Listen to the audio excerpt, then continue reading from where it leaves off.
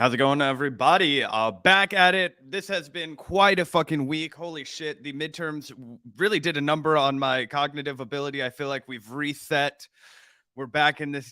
We're able to analyze everything. I don't know. Politics feels very different than it did 48 hours ago. How you doing today, Gavin?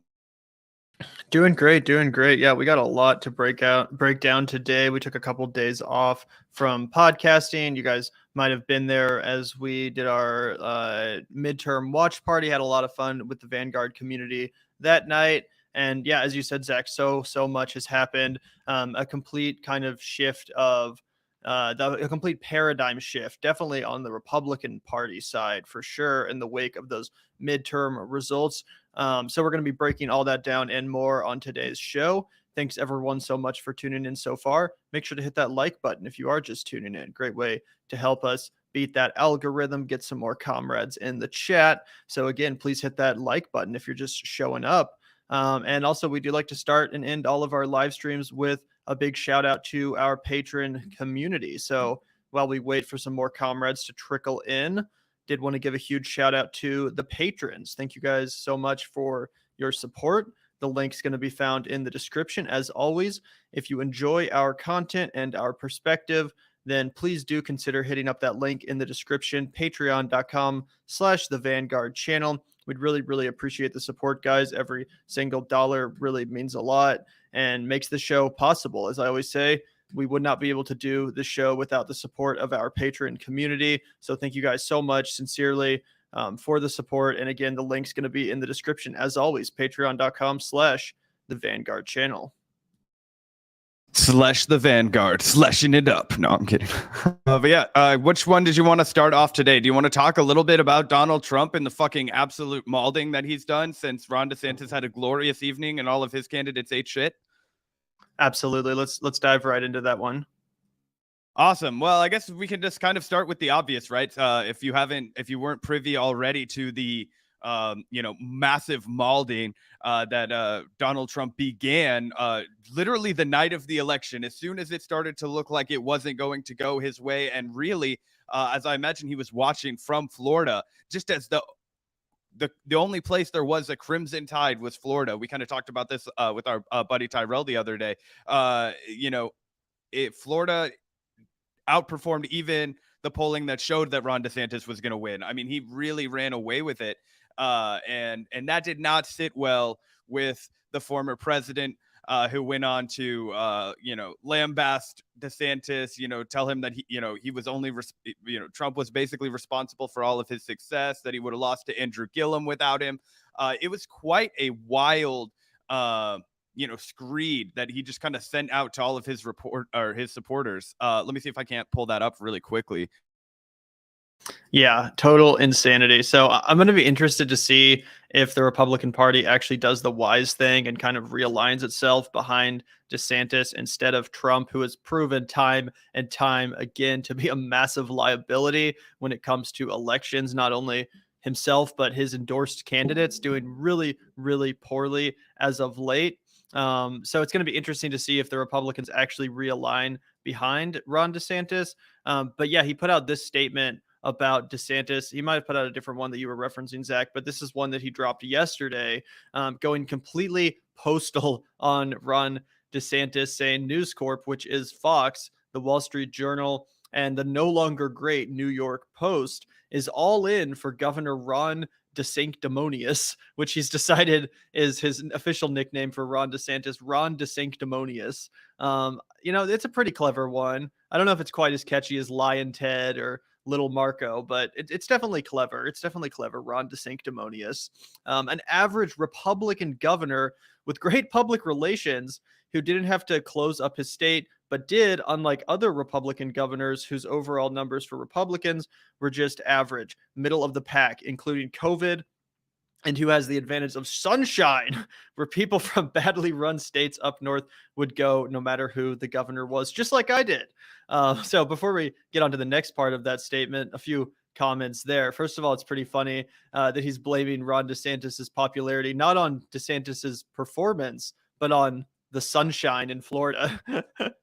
So the fact that, in his eyes, Florida's doing well right now It's not because of the job DeSantis has done as governor. He's not popular with the citizens of Florida because of any other reason other than the sunshine. Everyone just moved there because of the sunshine.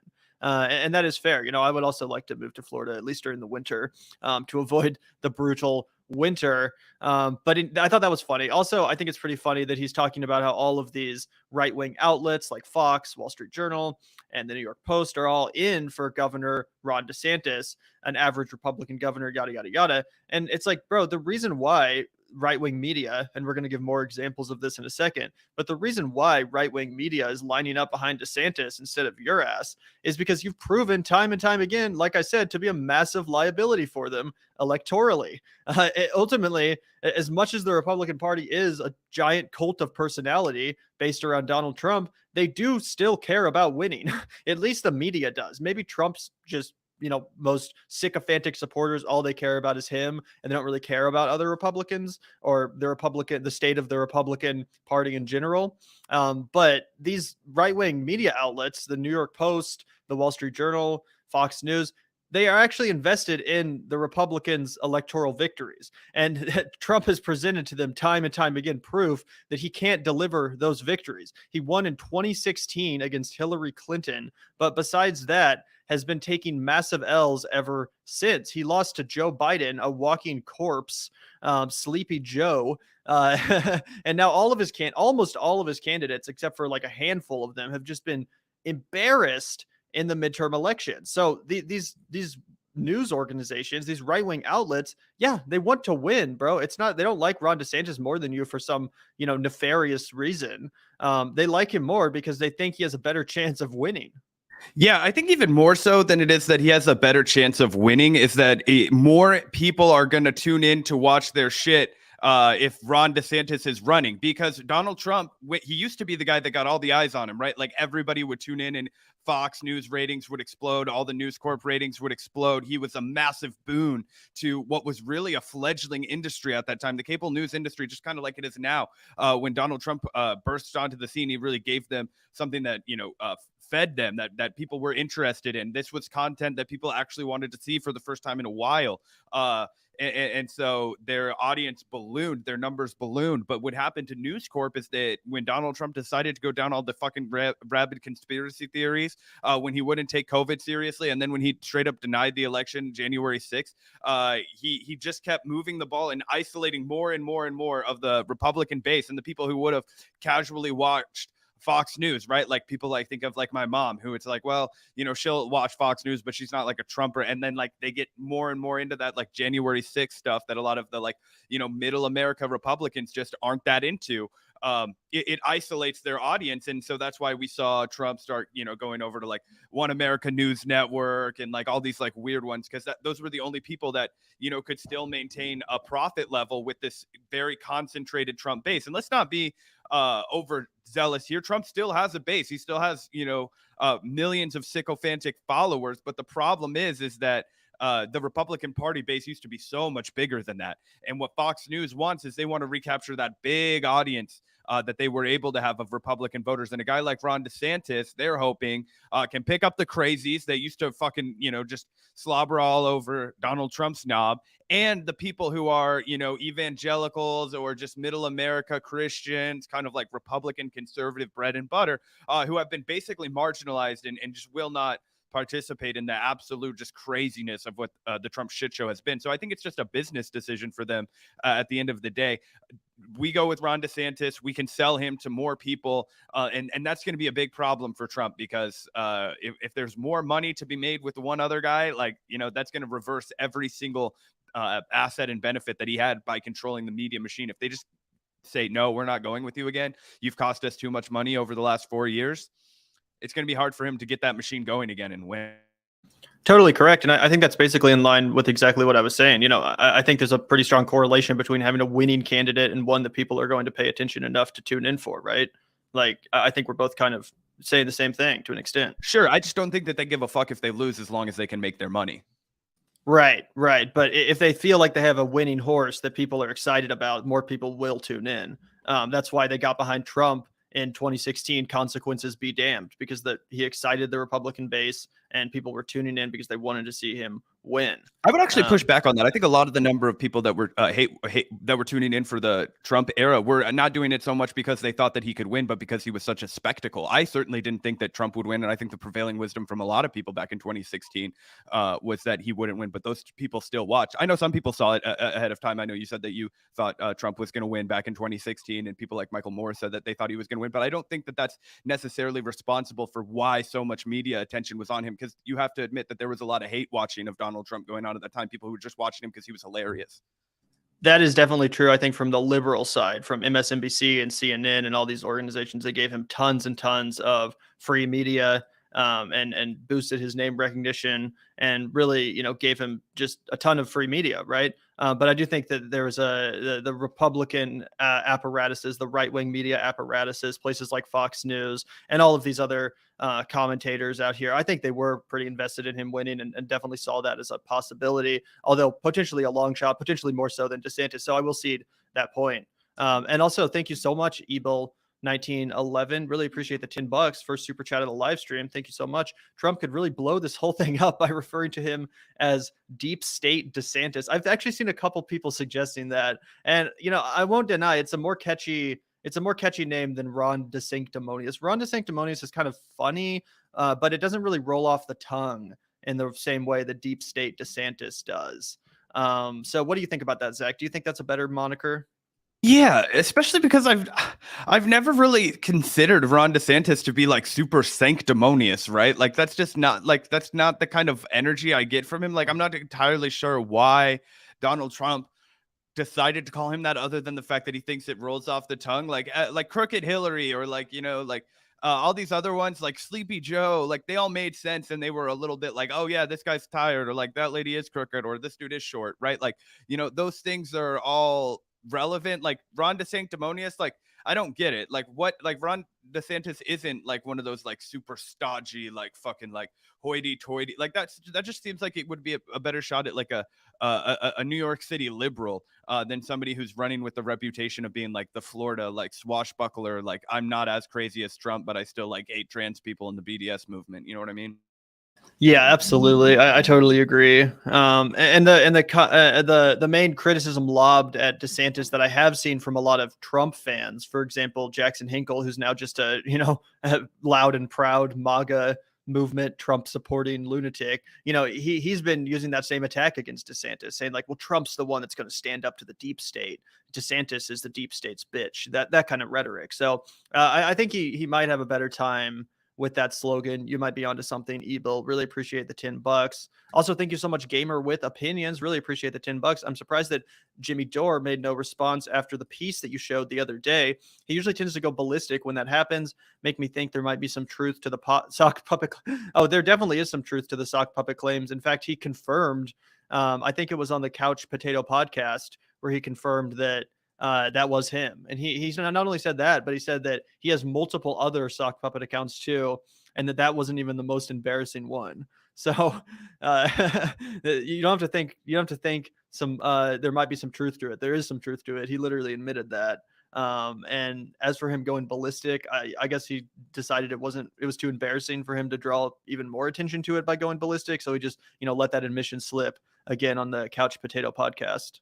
Yeah, I think it's hilarious that, I mean, and I guess this is some of his like comedic sensibilities coming in, where he's like, oh, if I just lean into it and say, well, you guys haven't even found the most embarrassing stuff, that's actually like the best way to handle the situation, because it was so fucking pathetic and embarrassing. Like, we find out that sock puppet account has been harassing people like Zenobdea, who came out and fucking, spoke out against what Nick Branagh did at the People's Party, right? And like, what does Jimmy do? Well, Jimmy's got a fucking financial stake in the fucking People's Party shit. Like, you know what I mean? Like, remember he did that entire like fucking force the vote live stream and then gave all that fucking money to an empty fucking account at the People's Party? Like that shit happened.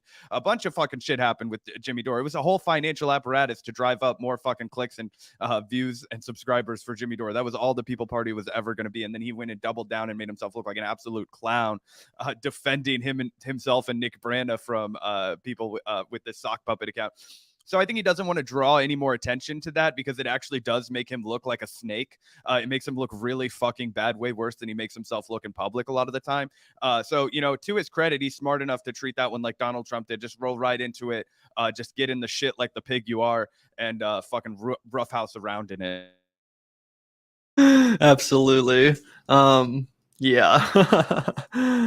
God. Anyway, thank you so much for the $10. Really appreciate that. Also, everyone do as Gamer with Opinion says and smash that like button. Great way to support the show. Get some more comrades in the chat. Would really appreciate it. Everyone hits that like button right now. And thank you also, Darius1 for the $5. Trump is done. Whew. Yeah, I don't know if I would go that far. I don't know if I would go that far, Darius. I don't think that Trump is done. He ain't going down without a fight. That's for sure. So is it definitely possible that he it will be done in the near future? Yes. Is it possible that Ron DeSantis is able to take him down in the primary? Yes. But he ain't going down without a fight, and he's going to take some motherfuckers down with him in the process. You can be sure of that. Yeah. Look, this is a low point for Trump. I'll put it that way. This is a low point for Trump over the last 4 years. But yeah, it really what it is going to come down to is how much of his sycophantic fucking rah rally hard Trump versus the world base is left. And there's a lot of them. Don't fucking kid yourself. It's just a matter of how many. Is it 30% of the Republican Party? If it's 30% of the Republican Party, it's going to be a goddamn bitch to beat him in the fucking primary. If it's 35% of the Republican Party, good luck. And I'm not convinced that it's not there yet, right? Like, because I don't know. It would be a bloodbath to the highest order in the Republican primary. Maybe Ron DeSantis can come out on top. Maybe he can pull like 45% of the Republican Party into being like, no, Trump is a bad decision for us. I don't know. But yeah, I mean, do I think that Trump is still going to announce probably very shortly? Yes, I do. And I don't know. I mean, the indictment will probably come. Who knows if it ends up with him going to jail? But one of the things I was going to ask you about, Gavin, was do you think the fucking indictment actually helps Donald Trump? Because then he can go in and keep doubling down with his base and say, look, deep state DeSantis over here is working with the feds. They're colluding. He's colluding with the Democrats and the deep state and the government because they don't want me back in power. I just think that's the way he's going to go with it. And with his base, that might be red meat to them. I don't think so. I think that the midterm elections just proved that most people don't want to hear about the election being stolen. I'm not talking about most people. I'm talking about the 30% of his base. Correct. However, I still think the best thing Donald Trump could do is move on from the 2020 election claims. I think he needs to define his 2024 candidacy with a fresh vision that's rooted in some of the populist sort of policies that made him so popular among middle America, Rust Belt Americans in 2016, talking more about outsourcing and stuff that's actually going to change people's lives. I think people would see that more so as standing up to the globalist establishment versus his continued battle with courts and the FBI over the way he conducted himself towards the end of his presidential term. I really do think that it's best if the party moves on from that, if Trump moves on from that. He needs a vision that's not so egocentric. And definitely, I mean, those people are not going to leave Trump. That percentage you're talking about. I mean, those people are ride or die. But as far as presenting an affirmative message that's going to be able to combat what Ron DeSantis is bringing to the table, I do think he needs to freshen it up. And the more he gets dragged down by the talk of the election being stolen and his battle with the legal system, I just think it's going to prevent him from doing that. So maybe to some faction of the Republican Party that will empower them and that will only make them all the more enthusiastic about supporting Trump. But for the most part, no, I don't think that's going to help him like some people have been saying it would. Interesting. I think that a big part of the appeal to people of Donald Trump was that he was like rigidly against the system and that he was such an outsider, and that if he can convince people that Ron DeSantis is an insider through his own like narcissistic warped vision of like this guy is like working with the deep state to like bring me down, I'm not as convinced as you. Like, I don't think it helps him at all in a general election. I don't think it helps him for fucking shit in a general election. In fact, I think it's a massive handicap. It's a huge boon to the Democrats if he goes full hook, line, and sinker into this. I just wonder if maybe it is enough to get the Republican Party's nomination one more time. That would be my only thing. Is it's like how much of the Republican Party can he win over with that? And also, is it just going to be him and DeSantis in the primary? That makes a big difference. I think it's a lot harder for Trump to win if it's just him and DeSantis, because then Donald Trump it's like you either are with Donald Trump and all of his hook, line, and sinker, like I'm going down against whatever, or you're picking the alternative, which is Ron DeSantis. But if there's multiple other candidates in there, I don't know who they would be. Nobody else seems to have any kind of enough clout to get in the race. But do you think it would be more beneficial to DeSantis if there were 4 or 5 people? Because I don't. I think that having him be the clear option in the Republican Party that is not Donald Trump, running on, look at how well my state did, look at all the praxis that I've done, would stand in, firm opposition to what Donald Trump is clearly going to go with, which is the fact that, everybody's out to get him. Yes, no, I do agree with that to some extent. I wasn't disagreeing with that. And I think that, yeah, if Mike Pence and Chris Christie and Nikki Haley and all these fools jump in, Ted Cruz, yeah, they're just going to split the vote that would be going to Ron DeSantis anyway. But that being said, I don't think that would be idiotic. Obviously, if it's not going to be Trump, it's going to be DeSantis. Mike Pence, Nikki Haley, Chris Christie, these guys have no chance. They would get like 2% of the vote, maybe 5% at most. So that would be just completely idiotic. And yeah, it's really between Trump and DeSantis. No one else stands a chance. Ted Cruz, fucking Mike Pence, all these guys can totally forget it. So yeah, I do agree with that. Anyway, only time will tell. Darius one, thank you so much. Shout out to you, Bruce. Trump in the dump, Vanguard still go hard. Well, that's our motto. Trump in the dump, Vanguard still go hard. I wake up and say that to myself every day as my morning affirmation. So shout out to you, Bruce. Yeah, thank you so much, Bruce. Really appreciate the 199. Also, thank you, Kelly. Results local, San Francisco, and state here in California just depressed me to hell. Definitely a right swing. California more or less purple now. Interesting. I'll have to check that out. Kelly is saying that I think they sent us some DMs, so I'll check that out, Kelly, and look at those results that you're talking about. I haven't been paying attention to the very local results coming out of California, San Francisco, and stuff. But thanks for your insight into that situation. Really appreciate you letting us know. Yeah, I heard some mixed things about what was going on in California. Maybe not specific to San Francisco. Obviously, with the mayoral race going the way that it looks like it's going, like that's an L for in a purplification of a place like Los Angeles, because Rick Caruso is just a fucking Republican. Let's not fucking kid ourselves. And then I saw that there were a couple of statewide ballot initiatives. Maybe some California folks in the chat can give us a little more insight as to why they failed. But there was I believe there was a ballot vote to make like sports betting legal in California and to make gambling legal on tribal lands there. And as far as I know, both of those got voted down.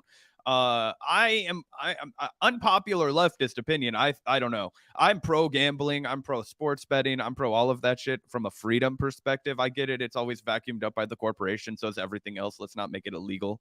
But yeah, I saw that got rejected, which I thought had like a weird conservative twinge to it.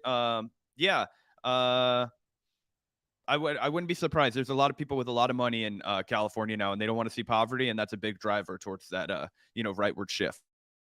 Absolutely. So yeah, really appreciate that, Kelly. I'll check out your DM. And let's get back to this Trump message about DeSantis before we break down some of the right-wing commentariat's response to Trump's statements and his defensive lashing out at not only DeSantis, but some other popular Republican figures too. Trump really going to war with the establishment of the Republican Party once again, which is funny because he is the establishment of the Republican Party in a sense. But anyway, let's check out the rest of this statement. He says, Ron came to me in desperate shape in 2017. He was politically dead, losing in a landslide to a very good agriculture commissioner, Adam Putnam, who was loaded up with cash and great poll numbers. Ron had low approval, bad polls, and no money, but he said that if I would endorse him, he could win. I didn't know Adam, so I said, let's give it a shot, Ron. When I endorsed him, it was as though, to use a bad term, a nuclear weapon went off. Years later, they were the exact words that Adam Putnam used in describing Ron's endorsement. He said, I went from having it made with no competition to immediately getting clobbered after your endorsement.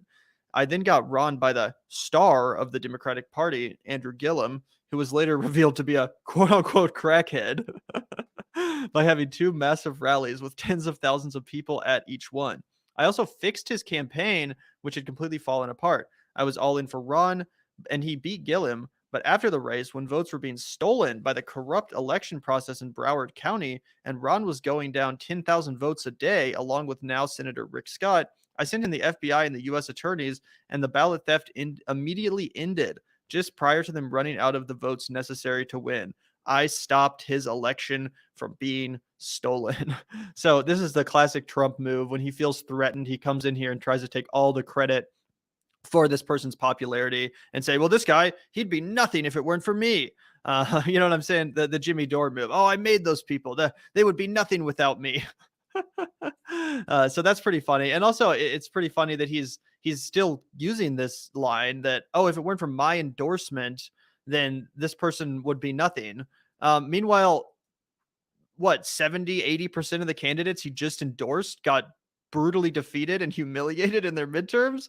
Like like, what about Dr. Oz? What about Blake Masters? What about all these fools that you endorsed and threw your weight behind that just got trounced in their elections?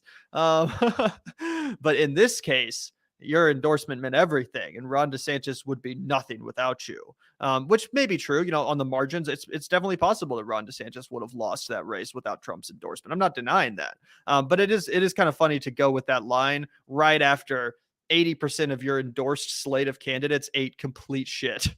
Yeah, it's absolutely hilarious. And I think a lot of what he actually leans on to talk about like how impactful, his performance was is the fact that he's comparing his like presidential numbers of like how many votes he brought out when it was a presidential election to the midterms, which are always like half or less the total numbers. So it'll be like, I brought out all these votes, when in reality it's like, yeah, no shit, because it was a presidential election on the ballot. A lot more people are participating. It wasn't just you. If you'd been running in a midterm election, obviously a lot less people would have come out. And also, I thought it was hilarious that he's still digging at Andrew Gillum for being a crackhead. I want to let the record show that his partner was caught with crystal meth, not crack. But that was the end of Andrew Gillum's career. Although it is an interesting thought experiment to go back in your mind and think about how Florida would have been different as a state, how American politics could have been slightly altered in the way like this if Andrew Gillum had become the governor of Florida. It would never have developed this relation or this status as like the definitive red fucking Republican base of the country, which would have been really interesting. But yeah, look, it's all of this comes across as extremely delusional. If you read it, it's like it is deranged. And of course, that's what you come to expect from a guy like Donald Trump. Everything is going to be massively theatrical, over to the top, and to self-serve him more than anybody else. I guess it's just a matter of how much that's going to resonate with voters because, yeah, he had a horrible, horrible night. I mean, J.D. Vance was like the one big Trump name. I mean, potentially Herschel Walker will still pull it out. But Carrie Lake looks like she might pull it out, but either way, all of it, it's like, hey, it wasn't like a fucking, MAGA, which a lot of people were expecting. I was kind of expecting that. So the fact that, there was this like intense rejection of MAGA style politics. And to be honest, the Republican culture war writ large, which was all that the MAGA really had to run on, the fact that this whole fucking election stands as like a direct rejection of all of those kinds of stop the steal, trans kids are ruining the fucking country, like, different deals. So who knows? Maybe this will be the beginning of the end for Donald Trump. I hope it is. I mean, I'd be, but on the other hand, it'll be fucking hilarious to watch a wild Republican primary. Oh yeah, the primaries, he's going to run in the primary no matter what. Trump is completely incapable of self-reflection. And if he's going down, he's taking motherfuckers with him. He's not just going to go down and be like, well, for the sake of the Republican Party and for the sake of preserving our chances at victory, I'm going to bow out peacefully. Like, no, he's taking motherfuckers down with him. He's not going to let anyone else, take his place as king of the Republican Party without a bloody and brutal fight that will absolutely compromise those competitors in the eyes of his base. But thank you so much to Blues Guy. Really appreciate the $5. You don't think there is a slight chance Pence might spill some beans and affect Trump's chances? I don't think so, man. I mean, anyone that would be compelled by Mike Pence's message is already off the Trump train.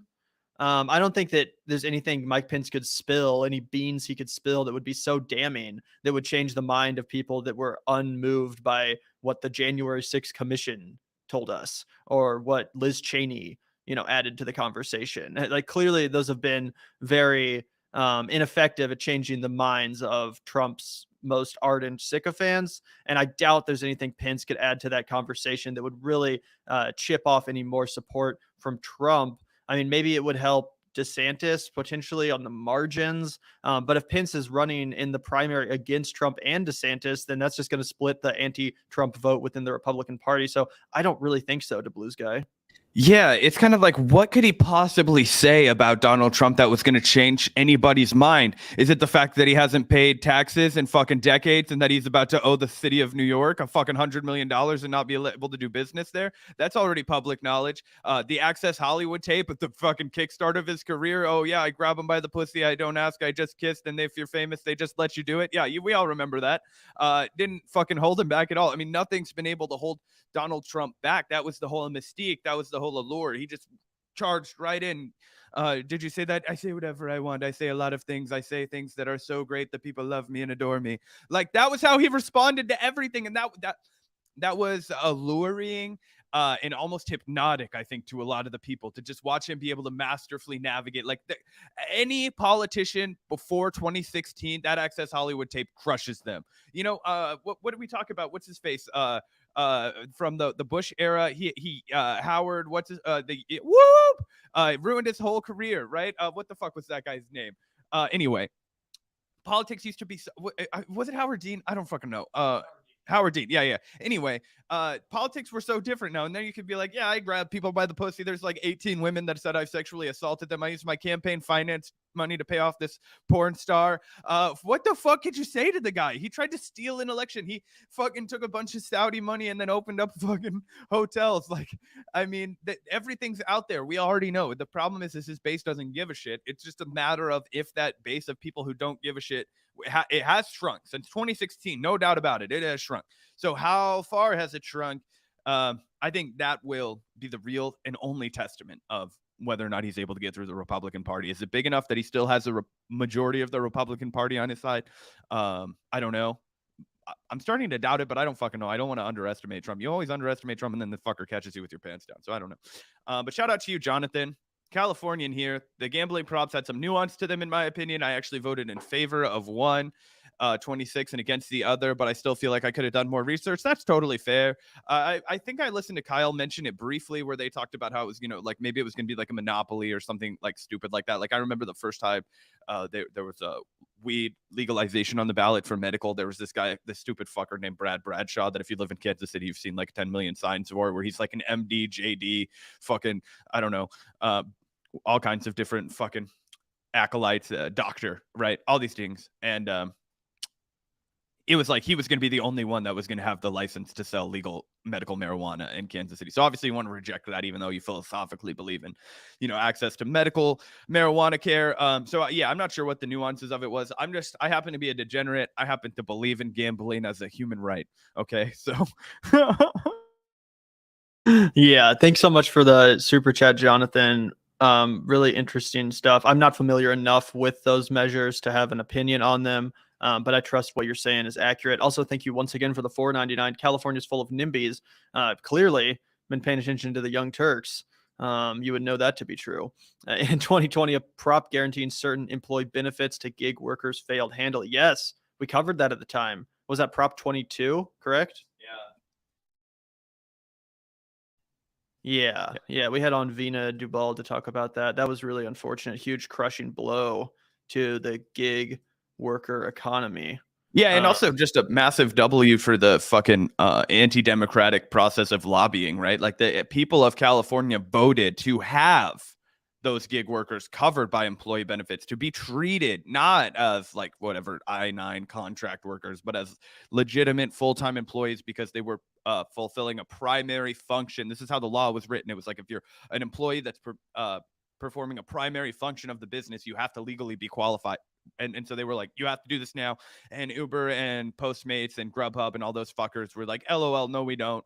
And they spent a fuck ton of money. And every time you opened up the app, you were like, do you want to pay more for Uber? To vote fucking no on this if you don't want to. Do you like cheap Uber? Oh, and then they jacked up the price on Uber anyway, the dirty fuckers. Now it's expensive as hell to take an Uber anywhere. It's like Airbnb. They ruined the whole shit. Whenever it was supposed to be a solution, they just, get in there, destroy the market share, and then raise prices later anyway. But yeah, that was how they duped the state of California. Absolutely. Also, thank you so much, Oblavegan.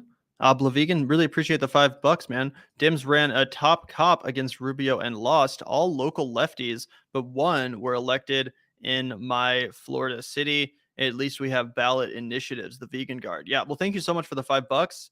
And yeah, Val Demings, they tried to run Val Demings, who was almost Joe Biden's vice president, actually, against Marco Rubio for the Senate seat in Florida. Val Demings got absolutely destroyed. And yes, she basically ran on a tough on crime. Like, I'm a cop and I'm out Republicaning the Republicans on the issue of crime kind of candidate.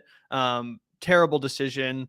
Of course, like they did the same thing with the governor race in Florida. They ran Charlie Crist, who used to be the Republican governor of Florida, as a Democrat, and we're like, oh, this guy's a better Republican than Ron DeSantis. That was their message, and he lost by like 20 points. Same with Val Demings. The people don't. If you're going to vote for Republicans, you're going to vote for Republicans. If you are a Republican, you're going to vote for the actual Republican, not the Democrat that's saying, "Oh, I'm the real Republican. Vote for me if you like, conservative policies and if you love cops." That's not going to work. You have to present an alternative message. So yeah, completely accurate. Thank you so much for the $5. Yeah, when the fuck has that strategy ever worked out? It never works out. Even in states where the Democrat wins, right? In a place where they shouldn't, it's never because they pretend that they're a Republican, right? How did Laura Kelly win re-election?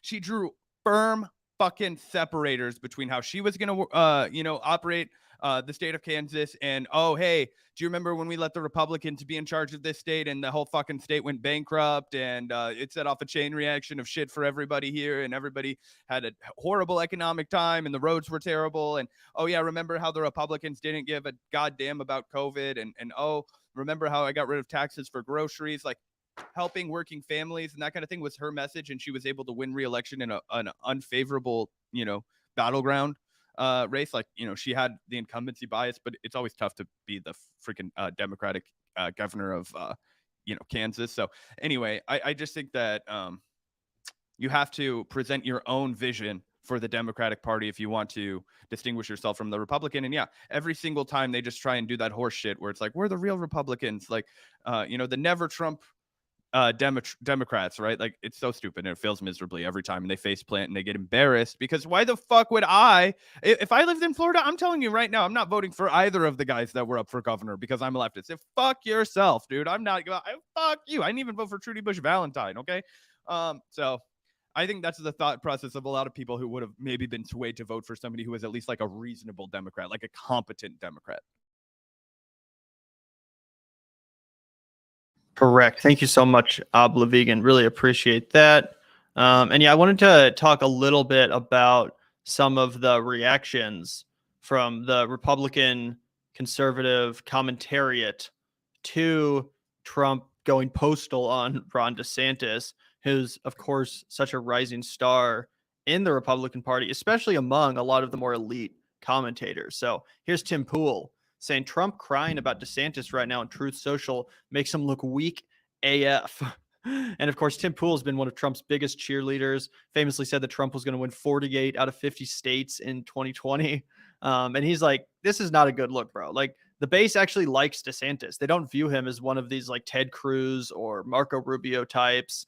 They actually really like Ron DeSantis. And if anything, they want to see you guys team up to make the Republican Party stronger. The Republican Party that actually cares about winning understands that a civil war right now is a very inopportune timing.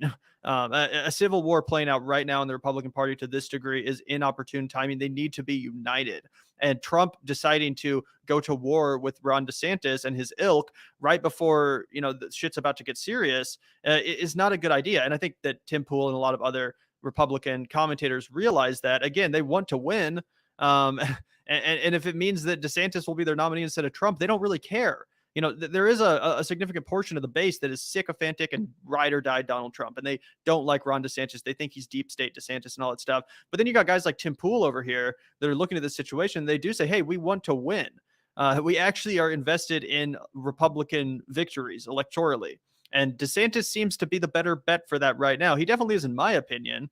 I think that if Trump went up against Joe Biden, then he would lose. I don't think it would be a given. I think it'll be like 60-40, but I do think Trump would probably lose against Joe Biden, whereas DeSantis, I think, has a much better shot. I would give it more of like a 50-50 or maybe even a 60-40 in DeSantis's direction. So Tim Pool coming out here saying like, yo, dude, this is unproductive and it makes you look weak. Not something you hear a lot from the Republican Party commentariat. Yeah, didn't he have another tweet saying something along the lines of Trump is done also? Like, if I'm not mistaken, I'll try and pull it up. But that's another big blow. Like, people are like, I think it's showing that there are a lot of people in the Trump world commentariat that are ready to be over this guy. They're ready for something new. They're tired of it. The fact that they have to keep debasing themselves and going like further and further down these rabbit holes to keep their fucking audience that's, so conditioned to stop the steal, blah, blah, blah. I mean, if anything about Tim Pool is revealing things right now, I think that the Republican commentariat is ready to fucking move on, but who knows? Not like I'm in the head of their average listener. Right. And we got another one also from Tim Pool where he's taking some shots at Donald Trump. Again, I think this is definitely meaningful, right? The fact that these big, influential Republican commentators like Tim Pool and Candace Owens and Ben Shapiro, who we'll get to next, are actually coming out and being pretty firm in their resolve and saying this is not a good look. Perhaps Trump is leading the party astray. Here we have Tim Pool saying Trump could have endorsed Kathy Barnett, who you guys might remember was one of the candidates in the Republican primary for Pennsylvania Senate. She was much more of like a purist MAGA candidate than Dr. Oz. So Tim Pool says Trump could have endorsed Kathy Barnett, but instead he thought he should lose Pennsylvania to Dems. Bold move. So basically blaming Trump for the Pennsylvania Senate loss to John Fetterman, saying that if Trump had not endorsed Dr. Oz, a carpetbagging elitist who was clearly not cut from the MAGA cloth, he endorsed that guy who went on to take a fat L for the Republican Party, losing that seat, which should have been easily winnable, to John Fetterman. I don't know if Kathy Barnett actually would have done better than Dr. Oz, because Kathy Barnett is a total lunatic. But it is true that Dr. Oz was a very, very weak candidate, and also just the opposite of what the original MAGA movement was all about, at least in the minds of the MAGA voters. Of course, MAGA was never a serious anti-establishment movement, but in the eyes of the voters, it was. They really thought that the MAGA Republicans were the populist Republicans, and that the Trump Republicans were really standing up to the establishment and standing up to the elitists. In Dr. Oz, you have the personification of elitism, and Trump decides to pick that guy over Kathy Barnett, who was much, much, much more in line with the values of the original idea of the MAGA movement, being an anti-establishment kind of candidate. So yeah, Tim Pool once again taking some shots here. Yeah, I mean, it's so true that the only reason that Donald Trump endorsed Dr. Oz was because Dr. Oz has been on TV, and that is the one metric by which Donald Trump, as the ultimate boomer, will measure somebody's political success. Was, oh, I recognize that guy. He's been on TV. Like, oh, that guy knows Oprah. And honestly, I think it was the same thing that led him to endorse Herschel Walker, where he was like, hey, that guy runs fast. He played for Georgia. I saw him on TV. Like, yeah. Do I think that Kathy Hochul would have won? Kathy Hochul, wrong state. Kathy Barnett would have won. That it would have been really interesting. Probably, I still think that Fetterman probably had a good message that would have been salient to the people of Pennsylvania. Obviously, we'll never know, but I'm gonna go ahead and slightly disagree with him that it would have been just like a fucking shoe-in if he'd endorsed what's her face instead of Kathy Barnett instead of Dr. Oz. Yeah, Dr. Oz was a uniquely terrible candidate, and I think Trump knows that. In fact, reportedly, he was malding behind the scenes on election night, blaming his wife, Melania, saying that she had convinced him to endorse Dr. Oz because I guess Melania is a big fan of Dr. Oz and his TV show. So she was saying like, hey, of course he's going to win. Everyone loves Dr. Oz. I love Dr. Oz. He's going to do great, especially with the female demographic. Turns out the female demographic actually came out for Fetterman. I think 57% of female voters in Pennsylvania voted for John Fetterman. Obviously, I don't know why. Abortion. Yeah, with abortion, definitely. Also, John Fetterman just has that like alpha male energy, you know. Sometimes that also is important. And you put that motherfucker next to Dr. Oz, a sniveling, elitist, carpetbagging loser. Come on. Anyway, thank you so much, Brian, for the $4.99. Greenwald actually did a good Twitter thread on the incoherence of the MAGA movement. I'll have to check that out, Brian. Thanks for letting us know. I have seen Greenwald point out some of the incoherentness of the MAGA ideology before. I'm not familiar with his latest thread, if there is one. But thanks so much for letting us know, Brian. Really appreciate the $4.99. Yeah, and I imagine, I haven't seen this either, but I imagine Glenn's kind of on the same wavelength that we are, which is the fact that, look, in the wake of everything that's happened, you know, all the MAGA movement has left is like January 6th, culture war, trans kids, fucking whatever, swimming teams. I don't know what the hell, like, you know, crime. They're like, they have these like talking points, essentially culture war issues, right? But they offered no tangible policy solutions for, you know, they abandoned the rhetoric that Donald Trump used to have, even the shit that I absolutely loathe. Like, they weren't talking about getting a wall built. They weren't talking about like handling immigration. They weren't talking about, you know, bringing home jobs, which obviously I am for. All those kinds of things. They were talking about culture war issues, and that was sort of like the whole reason that they were able to win in the first place in 2016. As I think you mentioned the other day, was the Dems were all in on the college campus kind of wackadoodleness, and Trump was able to capitalize on that, flip it on its head, and talk about job creation. Even though it was all for the birds, it was all like, you know, bait and switch, whatever. Now he doesn't have any of that bedrock policy that he's trying to push forward at all. Absolutely. So thank you so much for the $4.99, Brian. Always appreciate hearing from you. And before we get to a couple other reactions from the Republican commentariat, next up is Candace Owens. I did want to quickly play this for you guys, because I do think, as much as these commentators are kind of making it clear that they want DeSantis instead of Trump, I still don't think it's a given whatsoever that DeSantis is able to take the nomination from Trump. And the number one reason why I think that is because of the debates. I don't think that DeSantis is going to look terribly charismatic, compelling, or powerful next to Donald Trump. And let's take a look at this moment from DeSantis's debate from earlier in, I think, either October or November with Charlie Crist, who he did ultimately best quite handily in the governor's race. But let's take a moment here to look at this and compare the way DeSantis responds to this attack to the way Trump would have. And I think you'll see what I'm getting at with the difference in their political talents and their ability to kind of do these off the cuff debate sort of situations where Trump absolutely excelled in 2016. So let's take a quick look here. And I want to talk about this with you guys. And Ron, you talk about Joe Biden a lot. I understand. You think you're going to be running against him. I can see how you might get confused. But you're running for governor. You're running for governor. And I have a question for you. You're running for governor. Why don't you look in the eyes of the people of the state of Florida and say to them, if you're reelected, you will serve a full 4-year term as governor? Yes or no? Yes or no, Ron? Will you serve a full 4-year term if you're reelected governor of Florida? It's not a tough question. It's a fair question. He won't tell you. We did not agree on the candidates asking each other questions. Yeah, so he looks like a deer in the headlights, right? You could tell he was trying to figure out what to say to that attack. And obviously, you know, that wasn't a salient enough attack to prevent him from winning re-election. DeSantis absolutely destroyed Charlie Crist, don't get me wrong. But I think you can tell in that moment, that kind of deer in the headlights energy, DeSantis is not necessarily as talented as Trump at responding to those off-the-cuff gotchas. And in fact, Trump himself is great at presenting those gotchas. So you get the two of those up on the debate stage together. I'm not convinced that DeSantis will handle that situation particularly well. And there's nothing Trump's better at than kind of exuding that alpha male Republican energy. And I really do fear that DeSantis standing up there next to him is just going to look kind of lame, kind of uncharismatic and wimpy compared to Trump, especially if Trump starts hitting him with some hard hitting gotchas and really just beating his chest in the way that Republicans love to see. Yes, but it does depend on. Oh, no, you're good.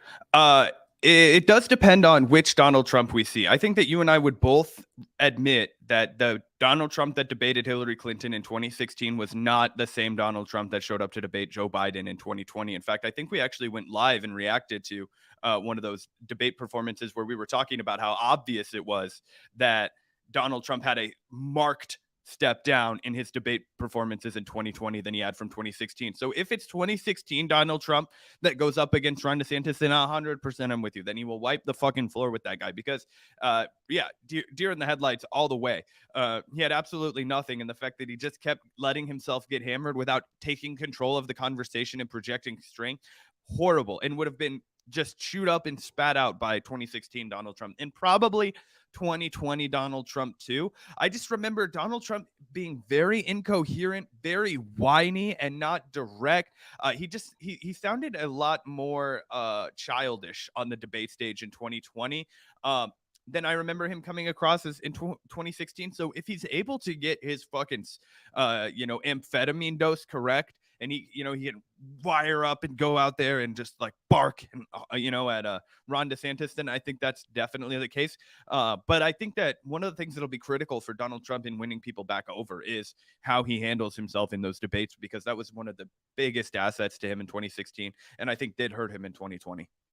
I agree to an extent, although I think that the reason that debate performance with Joe Biden hurt him is because he needed to win over independent voters that were undecided. That was not a Republican primary debate. The energy that he exuded on that debate stage where he went way too aggressive against Joe Biden, actually, I think would have flown with a Republican base, right? The reason that debate was bad is because he went too aggressive on Joe Biden, and the people that he needed to convince were the more independent or centrist minded folks that hadn't made up their mind. Whereas on a debate stage in the Republican primary, there's nothing that Republican voters respond to more than that unchecked aggression, the chest beating alpha male energy. And I think that Trump would be, cranking that up to 11 against DeSantis, because clearly that guy gets under his skin like nobody else.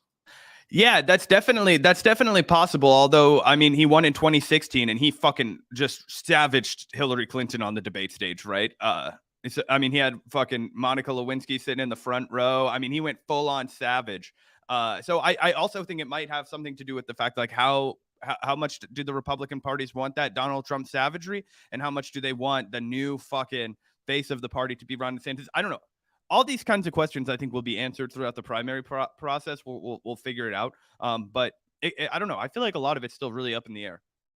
Right. And my only response to that would be that I think Hillary was a more unlikable candidate than Joe Biden. And maybe that's because of sexism or whatever else you want to ascribe it to. Who knows? But the fact of the matter is that Hillary Clinton was a hated candidate, not just among Republicans, but among Democrats. And for whatever reason, the people did not find Joe Biden to be as hateable. And that's why when Trump went so hard against him, it kind of just felt like mean. It was like, why are you like berating this old man? This is elder abuse or something.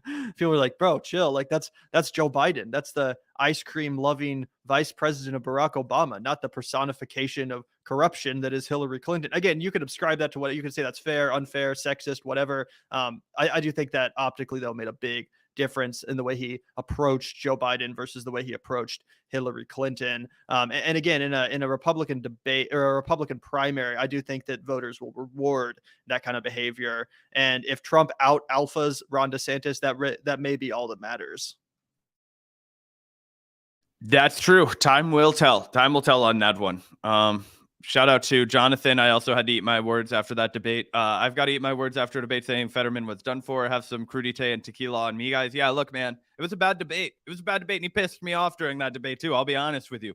When he was like, oh, I've always been pro-fracking. Like, I've never said I wasn't. I was like, not only are you lying to me, John, but you're also saying some lies that I don't like. I.e. that you're pro-fracking. So, yeah, I came in hot after that debate. I was really disappointed in him, and I also just thought he didn't look very good. But fortunately for the people of Pennsylvania, they were smart enough to recognize the fact that Dr. Oz was a complete charlatan fraud, regardless of how he looked in that debate. And so I think, I think we just overthought that one, Jonathan, but it's okay. Yeah, well, that was the reason why I was a little bit more hesitant to call it after the debate than you were. Not because John Fetterman did a good job. He didn't do a good job, but just because there's very little data to suggest that debates at the Senate level have any difference, that they make any difference whatsoever on the ultimate vote. When it comes to presidential debates, yes, they do matter. Obviously, Trump was able to weaponize that in his favor in 2016, but there is basically no data that exists that suggests that statewide election debates, when it comes to stuff like the Senate, has a single, it doesn't matter at all for whatever reason. It just does not seem to matter. And I think that by the time they did that debate so late in the election cycle, that most voters had already made up their mind. If you're a Democrat leaning voter, you were going to vote for John Fetterman, and you'd already accepted the fact that he was a victim of a stroke. And if you're going to vote for Republican, you were going to vote for Dr. Oz. I don't think that Dr. Oz did terribly well in that debate. It's just that John Fetterman was dealing with his stroke issues, but it's not like Dr. Oz came out swinging with a populist message. No, he sounded like a, standard Republican talking point machine, totally boring, totally uninspiring. So yeah, I said it was about a 60-40% chance that Fetterman would lose after that debate, and he did win. So I also, was predicting Oz would win after that debate. So, it's understandable, Jonathan. And thank you so much for the $5. We'll definitely grab some crudité after the show's over. All I eat is crudité.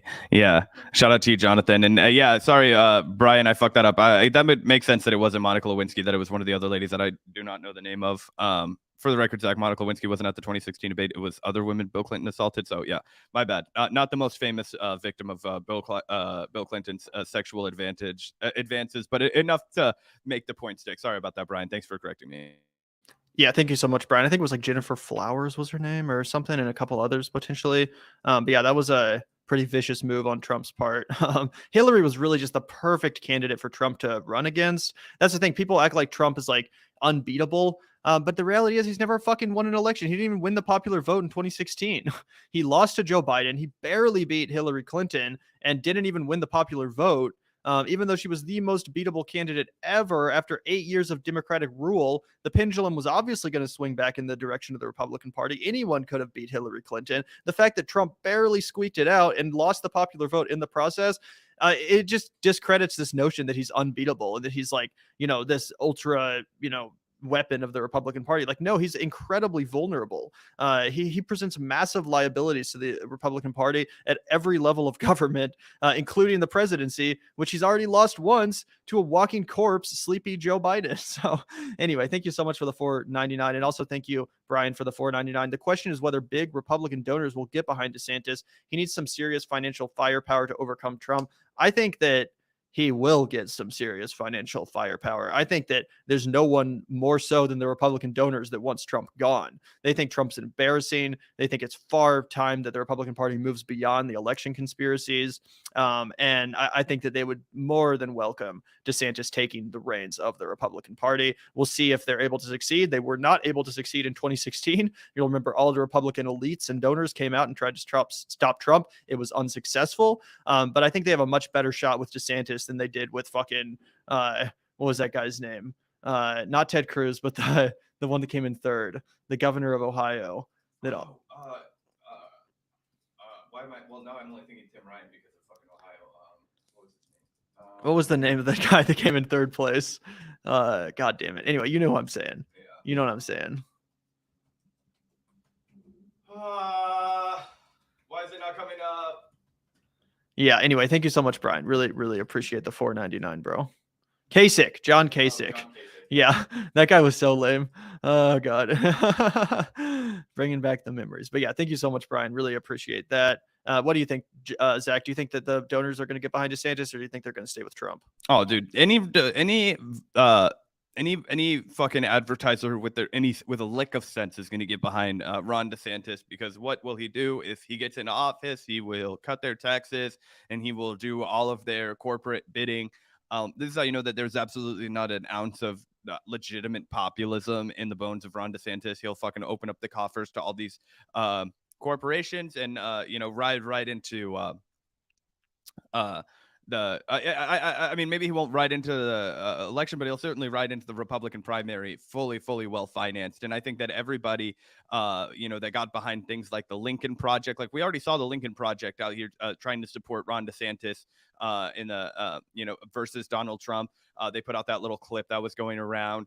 All of these people that were like the Liz Cheneys, the Never Trumpers, those people are going to flock like fucking flies on shit to Ron DeSantis's campaign. So, yeah, I think he'll have plenty of cash. I mean, the dude will drill anywhere, so Big Petrol will fucking give him money, which is ironic as fuck because his state will soon be underwater if we persist at the rate of global warming that we're accelerating towards. But yeah, no, I think that big business wants so badly to get rid of Trump, and then they see Ron DeSantis as a legitimate politician that they can get behind, somebody who will restore dignity to the Republican Party or whatever the fuck. But make no mistake, that's not because Trump actually presents a threat to big business. He will also drill wherever they want. He'll also give tax cuts to the rich. It's not like, oh, they're afraid of Trump because he's anti-establishment. It's just because they want a candidate they don't have to be embarrassed by. Yeah, he puts DeSantis puts the veneer of fucking respectability on.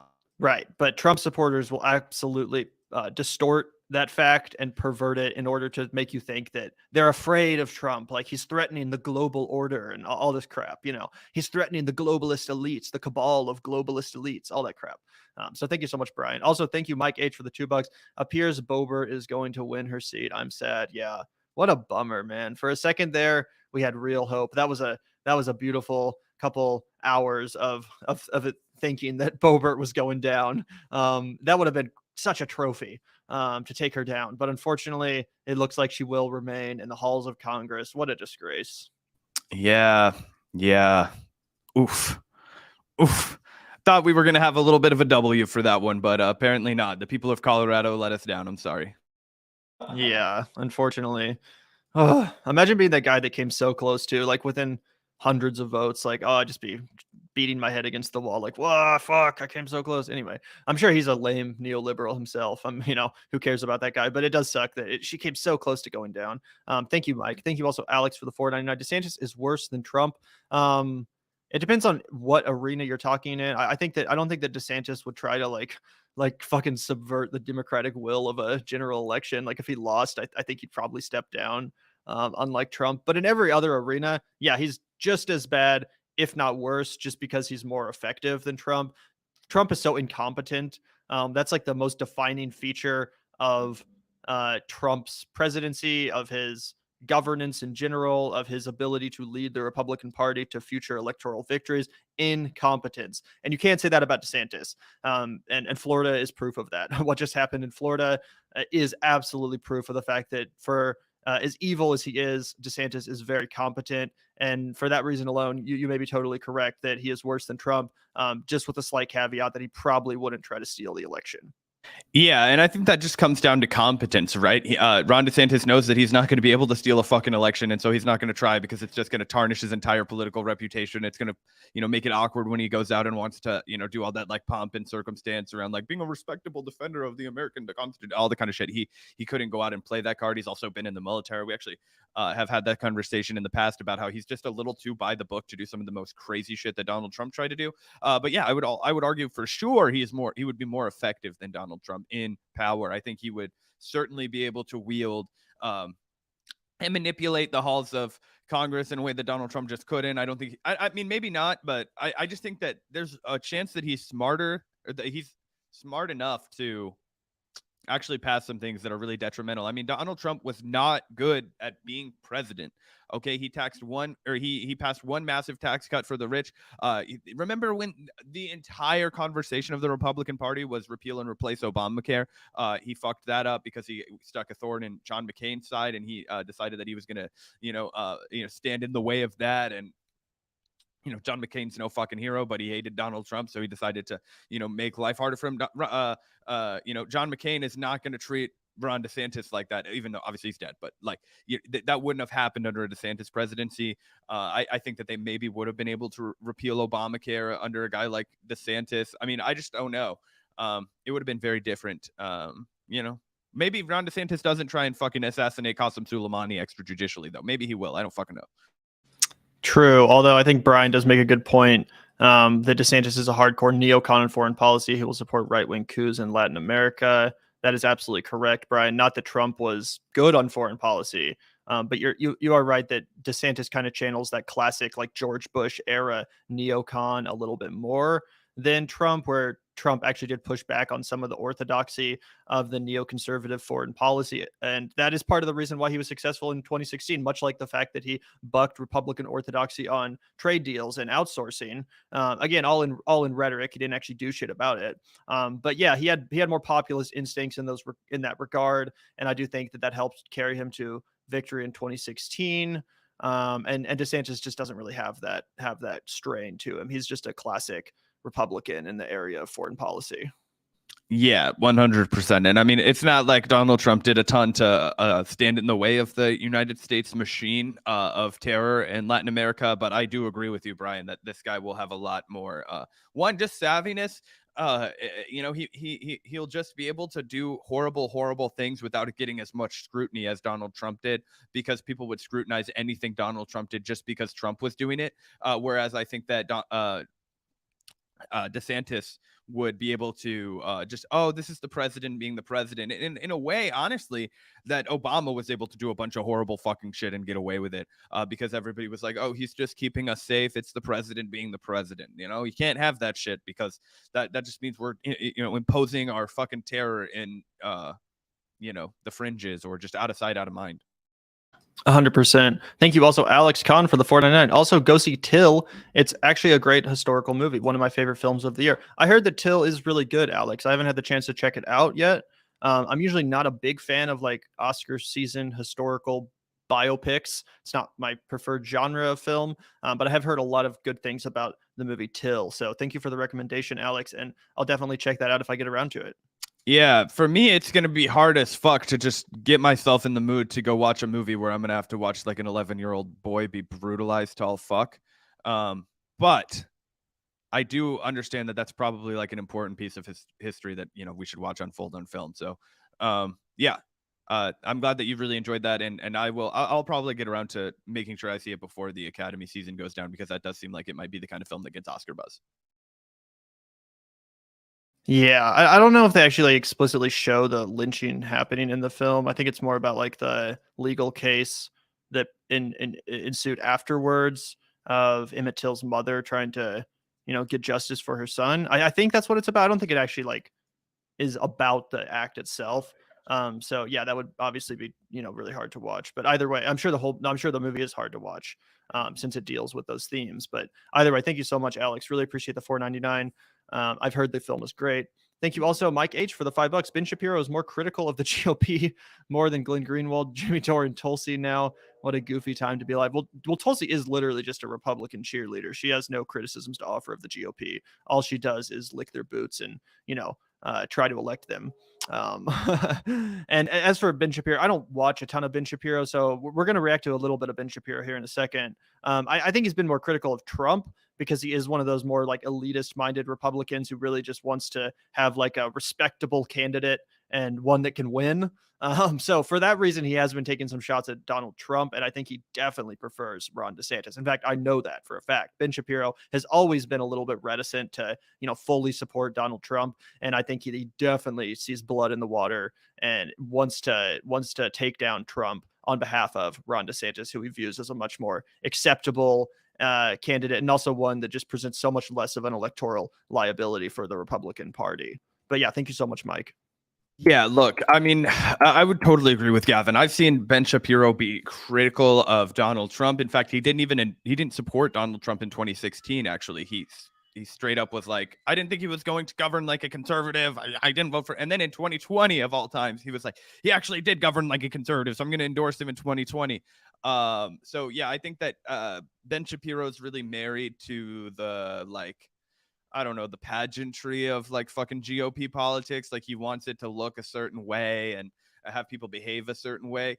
But don't kid yourself. This dude is like a hardcore capitalist. This dude is a hardcore, just fucking fascist. Okay. So as far as like what his political beliefs are, This dude wants like a fucking ironclad government that can control whatever the fuck it wants to about you and let big business run amok. So I don't think it's that he's really critical of the GOP in any meaningful way. Whereas I do think you could, defend guys like Glenn or Jimmy, not so much Tulsi now, but who would at least stand opposed to some of the like actual really nefarious elements of the GOP, like spying on people, like doing extrajudicial killings in Latin America, all of that kind of shit, spying, whatever. Correct. So thank you so much, Mike. Really, really appreciate the super chat. And thank you so much for the generous $20 super chat. Guy Giberson coming in clutch with $20. Thank you so much for the support, Guy. We really, really appreciate that. Thank you so much, sir. Yep, 100%. Thank you so much, Guy. Always great to see that people are enjoying the show and really appreciate that generous super chat. Yeah, thank you so much, Guy. Also, thank you once again, Alex Kahn, for the $4.99. Much better than the historically inaccurate trial of the Chicago 7. Also, lynching is not shown. Talking about the Till movie. Interesting. Zach and I actually both really liked the trial of the Chicago 7 film, although it was definitely like an Aaron Sorkin movie. It definitely had some Sorkin-esque flourishes, and I'm sure it wasn't 100% historically accurate, but I thought that was a fun film. Either way, I'm definitely down to check out Till as well. But thank you so much for the comments. What do you have to say about that, Zach? Yeah, I fucking loved Sacha Baron Cohen's portrayal of Abby Hoffman in that movie. I thought that he crushed it. He became Abby Hoffman to me. And I think Aaron Sorkin does a great job writing a courtroom drama. But like, I'm 100% aware that you could point out some like historical inaccuracies in the film. So that would make sense. And oh yeah, well that is good to know the lynching is not shown, because that was gonna be a thorn in my side going into it. Like, I don't want to watch this in the big screen with the surround sound on. So that's good to know. Yeah, absolutely. But thank you so much, Alex. Yeah, I do love a good courtroom drama. And although Aaron Sorkin can be cringy, he is good at writing that kind of drama. So I'm a West Wing simp, guys. I don't care that it's all like fucking trash neoliberal politics and that they try and pretend that we were like righteous when we were invading Vietnam, even though it was foolish and, whatever. It's like, that's their whole understanding of the world. But like, as somebody who enjoys like just fucking damn good writing, Aaron Sorkin is a fucking damn good writer. Like, he's not the best director, but he's a damn good writer. Yeah, fair. Although I think he did a pretty good job directing Trial of the Chicago 7. Yeah. I think he's a competent director for sure, if not a good one. Oh yeah, for sure. I wasn't like in love with like Molly's Game, and I thought like it wasn't like the direction of Trial of the Chicago 7 stood out to me. It was the dialogue and the performances, which I guess comes with at the end of the director a little bit. But if you compare like the script for Steve Jobs and then you watch it being made into the movie that Danny Boyle made, that's what's possible with the fucking Aaron Sorkin script. If you watch The Social Network, yeah, that's what's possible with an Aaron Sorkin. I've never seen Aaron Sorkin sniff the level of movies that people who pick up his best work and then direct it do. Yeah, that's fair. And I did forget about that cringy, like, what was it, the Lucille Ball movie he made that everyone said was pretty terrible last year. Remember he directed that movie about the Ricardos. That looks so cringe, just a total Oscar bait piece of garbage. But that being said, people love to shit on Aaron Sorkin. Someone in our chat is saying that he like ruined everything for them or something. Who is it? Someone was saying that Aaron Sorkin ruined entire genres for them. Yeah, he nuked. Like, I get it. Aaron Sorkin has some cringy stuff for sure. But the guy did write The Social Network. Like, you got to give him credit for writing The Social Network. That is one of the best films of the 21st century, in my opinion, with one of the most brilliant scripts. And you just can't take that away from him. So yeah, he's definitely posted cringe. But he also wrote the fucking Social Network. Like, that's a masterpiece. Can't take that away from the guy. No offense to you. Take it easy. Yeah, they savaged the fuck out of Mark Zuckerberg for the world to see with a Oscar-worthy fucking piece of cinema at the time that Mark Zuckerberg was actually decently well-liked. Okay? Like, he was not the fucking gremlin that he is now to the average working person. I know you're being hyperbolic as fuck. I'm being a little hyperbolic as fuck. It happens to me and Gavin both whenever we talk about movies that we like kind of like. Somebody will be like, I don't like it. Shut the fuck up. This is a damn masterpiece. Yeah, half of Zach and I's film conversations are just like, you don't like this movie as much as I do? What the fuck? You fucking... we're getting into it over Knives Out. I was like, oh, I thought it followed the fucking Agatha Christie formula too much. Gavin's like, what the fuck was he supposed to do? He was honoring a classic genre. Yeah, I think you need to rewatch that one, bro. You must have had a headache while you were watching that. Just kidding. But thank you so much, Alex. The dialogue is very good, but it's very pro CIA and pro establishment, and they gloss over the Vietnamese killing. And Hayden is portrayed as a neoliberal. Maybe I have to rewatch the film. I don't remember Trial of Chicago 7 being pro CIA. Wasn't the whole point of that movie? It was like fuck the establishment, fuck the man. Like these renegade leftist activists taking on the system. That's what I remember, but maybe I'm forgetting something. I mean, I think I know a lot of people had a beef with the fact that at the end they like redeemed the CIA guy and Joseph Gordon-Levitt, and he's like, "Oh well, no, sir," blah blah blah. Like I that was very Aaron Sorkin. Like at the end of an Aaron Sorkin movie, he wants you to have faith in your government. He just spent the first 90 minutes telling you not to trust within an inch of your life. Like if you try and fuck these guys, they will put you in a cage. They will gag you. Look at what they did to Bobby Seale. Yeah, but trust me, that's just a few bad apples. That is Aaron Sorkin's analysis of the world. It is very happy-go-lucky Hollywood, like, oh, a juicy story is here, but everything is still peachy keen. So I get that. The Hayden stuff, I thought they did a good job portraying him as a mixed bag, right? He was the only guy that stood up when they weren't supposed to. He went on to become a fucking, kind of yuppie, kind of a dude. They did not go super deep into the fact that Jerry Rubin became a yuppie asshole, but you get to find out that he gets hit by a car at the end of the movie. But I liked it. I thought that they did a decent job for what Aaron Sorkin and what Hollywood's going to be able to produce with a big budget. I mean, maybe Oliver Stone would have done it different. Yeah, he's no Oliver Stone, that's for sure. And also, David Fincher directed The Social Network, and Aaron Sorkin wrote The Social Network. So, yeah, David Fincher also deserves credit for that. But I'm just saying you can't take away that script from Aaron Sorkin. It is a great script, a fantastic film, and the director-writer pair really, really worked well when it came to that one. Yeah, that's true, Jake. They are the yin yang of political thrillers. Yeah, I was like, Gavin, we got to shout this one. This is exactly true, right? Oliver Stone based, Aaron Sorkin cringe, but it was told really compellingly cringe based. Yeah. And Alex Kahn, you say Hayden gives a space to Abby Hoffman to work within the system. Dude, who the fuck do you think that Thomas Hayden was? That guy did go work in the system. He did go become a rep for California. Like that dude was 100%. And Abby Hoffman, read Steal This Book, read now or soon to be a major motion picture. Those are the two Abby Hoffman books I've read. That dude never bought Hayden's bullshit for a second in real life. So I get it for some like plot moments in that film.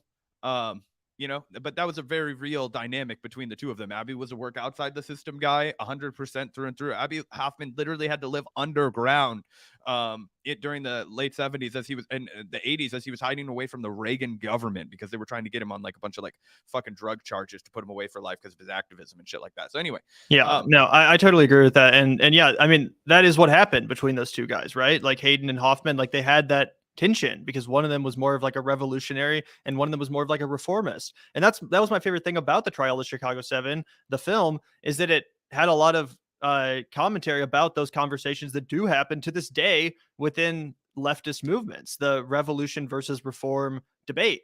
And that film illustrated it really well and kind of gave you an insight into both sides of that debate. Obviously, with Hayden being the more institutionalist reformist and Abby Hoffman being the loud provocateur. Exactly. And that was my favorite part of that movie. And I guess if you go to your movies to get a political message, you might not appreciate that. But like, I don't go to a movie or watch a movie in order to be like indoctrinated by a political message. I want to I don't really care if I agree with the message of the movie necessarily. It helps if I do. Like, I love Oliver Stone movies, but for that reason, but like, I don't need that. I don't need a movie to like preach to me and affirm what I already believe. Like, I already know that the US government is imperialist. I already know the CIA is bad. I don't need, Aaron Sorkin to like beat me over the head with that for 2 hours and be like, just so you know, America's bad. Like, thanks, bro. Like, I'm aware. Yep, 100%. So shout out to you. Yeah, thank you so much, Alex. And I'll definitely check out the Till movie. I've heard really good things. Also, thank you, AV, for the $2. Hola back at you, AV. Thank you so much for the $2. Really appreciate hearing from you as always. Yep. Shout out to you, AV. Really appreciate you. And also, no, Alex Kahn, he literally was underground in the 80s, which was the Reagan era, but maybe he was also running away from the Nixon government as well. Right. So I did want to take a look. We got off track a little bit because of these super chats talking about movies. You guys know how to get us off track, but really appreciate the contributions, guys. Keep them coming. We're about to react to this Candace Owens clip. Some more rats fleeing the sinking ship, as Kyle put it on Twitter. And I do think this is meaningful. Again, like these are the biggest right-wing commentators: Candace Owens, Ben Shapiro, Tim Pool. It's not totally meaningless that they're coming out against Trump, even if they're kind of just taking subtle shots at him. Like that, I do think that's going to reflect a bit of a sea change within their audience members, like within their average Republican audience member. I'm not saying that means the era of Trump is over. I'm not pounding the gavel on Trump, far from it. But I do think it's meaningful, the fact that people like Candace Owens feel comfortable enough to come out here and be like, maybe this guy is not the strongest leader, not the best possible leader for our party. Maybe we should consider a change of course. And again, I think the fact that people like Candace Owens are coming out here and making that all but explicit is telling. So let's take a listen to this. Trump actually got upset with me because, and here's the great irony, the richest irony, the Daily Beast ran a headline regarding that live Instagram that you just heard from me. And the headline was, Candace Owens says Trump is pro-vax because he's too old to understand the internet. I never once called Trump too old. I never once said that Trump could not understand the internet. And yet somehow he got that information and believed it to be true. He thought that I said that he was too old and that he couldn't understand the internet and did not quite get the information that actually what I was saying was a defense of him so that his supporters would still believe in him. Not only was he just mad, by the way, he then, during a golf session with some mutual friends of ours, had a person next to him who was egging this on, saying to Trump, and I know this because, again, this is a mutual friend, aren't you mad at Candace? Aren't you mad at Candace? Aren't you mad at Candace? And eventually he was like, yeah, I'm so mad at Candace. I'm so mad at Candace. And this got back to me that he was upset with me, that he was angry at me. And the next time that I saw him, he was quite rude to me. He was actually rude to me. I'm telling you this personal story because I think it is something that made me, for the first time, question him as a person. So you have an individual that spent years defending you, right? And that individual gave you a completely kind and fair interview. You said the softball yourself that your base didn't like, and you somehow transformed that into something that I did wrong. That's unacceptable. That is not being a leader. That is not owning things that you did wrong. That is not owning that. Also, I think it's so funny with all these Trump sycophants, and this applies to basically all of them, whether it's Mike Pence or Candace Owens or any of these people. They're like, oh, I love Trump until he turned on me, until he was mean to me. I sat there idly and watched him, betray all of his allies and shit all over everyone that ever supported him as soon as they said one thing that pissed him off. But I never thought it would happen to me. Like me, I thought for some reason I would be exempt from that observable, consistent pattern of behavior from Trump, who's a deranged narcissist and a vindictive, petty child. Oh, I never thought he would say anything bad about me or turn on me as soon as I criticized him. What? Yeah, and that's basically been the tough lesson learned by everybody that's ever been a fucking pawn in Donald Trump's big political game, right? Like, it doesn't matter if you're fucking sloppy Steve Bannon, if you're fucking Roger Stone. It doesn't matter who you are. He will kick you the fuck out of his circle the second that it becomes politically convenient for him, and the second that you stop licking his balls. Absolutely. And I guess we'll move on from this. I wanted to watch some Ben Shapiro too, but I think Zach has to get out of here soon, so we can move on to our next story. Let's pull her up. So some pretty interesting sorry guys, getting this ready. Some pretty interesting admissions from AOC from this recent Intercept article conducted by Ryan Grimm. AOC responds to critics. If someone makes a mistake, it's not the same thing as someone selling out. That's pretty funny. So let's actually take a look at this interview here. Let me pull it up and we can take a look at her comments in context. Shout out to Ryan Grimm for pushing back on AOC and asking her some tough questions. If you get a chance to interview AOC like Ryan Grimm did, it's obviously important that you hold her feet to the fire because she never goes on any left-wing independent media. And of course, the Intercept is not left-wing independent media. It's owned by a billionaire and funded by a billionaire. So, well, at least it's funded by one. So, Piero Midyar. Either way, Ryan Grimm asks, it's interesting because when the left was totally out of power from, say, like, 2015 up through the election of the squad, that unity among kind of the national grassroots online left was really strong. That unity has really frayed. You can feel it online. What do you think about that? And what do you think can be done to recharge it? And that's a great question, because it is true that, around the time 2015, around the time AOC got elected, there was a real unity and there was real grassroots energy as it relates to the online left. That has since dissipated. There's no denying that. And it's an interesting question to ask AOC, given that was at one point considered the leader of that very movement, or at least the heir apparent to Bernie Sanders. AOC responds and says, get ready for this, good guys. luck reading that. Get ready for this, guys. Another word salad served up by Alexandria Ocasio-Cortez. Well, again, I think it has a lot to do with, it's the one thing to be united in what's wrong, but it is a much more complicated, nuanced thing to navigate uncertainty. It's one thing to be united. How is it more complicated and nuanced to be united in favor of good things instead of bad things? Like, shouldn't that be the easy, logical, and moral decision to make? Like, yeah, let's unite in favor of what's right. What a crazy idea. Let's stand up for what's good and right and what we literally ran on and were elected on. What a wild concept. Anyway, so she starts out with a complete non-answer. Well, again, I think it has a lot to do with, it's one thing to be united in what's wrong, but it is a much more complicated, nuanced thing to navigate uncertain. What are you uncertain about? God. And so once you have the responsibility of power, you have to make decisions on a daily basis about what to do with it. And that takes a lot of communication and, frankly, maturity and understanding and discussion. She's so good at just saying words that mean nothing at all. She's must have been hanging out with Kamala Harris. This does read like a Kamala Harris answer, absolutely. And then she says, and sometimes the responsibility of wielding power for people requires a lot of discussion and debate, and also disagreement with how we manage disagreements. Jesus Christ. This paragraph is so many words that add up to absolutely nothing. That means absolutely nothing. Literally nothing at all. Then she goes on to say, if someone makes a mistake, it's not the same thing as someone selling out. There needs to be a differentiation between an individual decision and a record and a pattern, which is funny because her entire record has been a pattern of mistakes. It's not like she made one mistake. And if she had just made one mistake or even a couple, we can forgive that. I agree. Making a mistake is not the same thing as selling out. Everyone makes mistakes. I've made mistakes. Zach's made mistakes. Lots of people have made mistakes that aren't sellouts.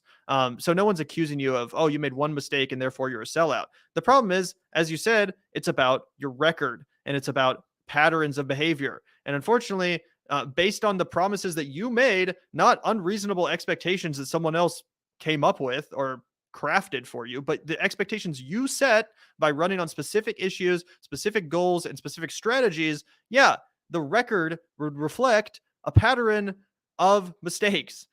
To put it lightly, mistakes would be the most charitable way to talk about AOC's record. And again, if she had made one mistake or a couple mistakes and then owned up to it and gone on some different left-wing shows and discussed her strategic miscalculation and really corresponded with the base and tried to take some accountability, I think people would not be as strong on AOC. I don't think they'd be as harsh on AOC. I think they'd be a lot more willing to forgive her if she really seemed like she cared and wanted to change for the better. And after making a mistake, that she would come to terms with that and then proceed differently going forward. But that's not what happened at all. Whenever AOC makes a mistake, she criticizes everyone who called her out for it, and she smears them as all kinds of things. Instead of taking any self-reflection and instead of changing her course whatsoever. Yeah. So that's what I would say about that. And what? I was just going to know if you were going to let me jump in before we keep reading. Huh? I wasn't even done talking, but.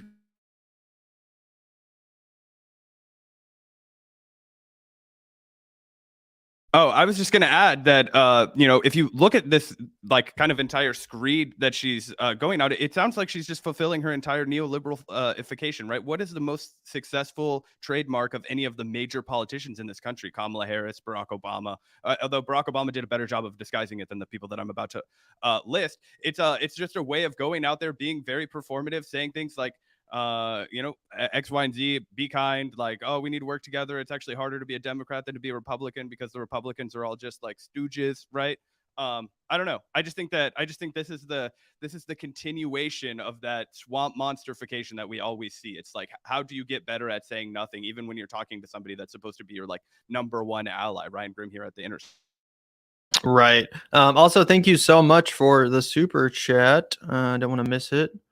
Over here from Brian, disappointment with AOC has contributed to the divide on the left. A lot was invested in the Justice Dim project, yet they have failed miserably. Right, exactly, Brian. I think that has absolutely contributed to the divide on the left, and not just the divide, but the lack of there even being a left, the lack of a left, the complete dissipation of the movement energy created by Bernie Sanders and that grassroots, the online grassroots momentum that led to his success or whatever success he had.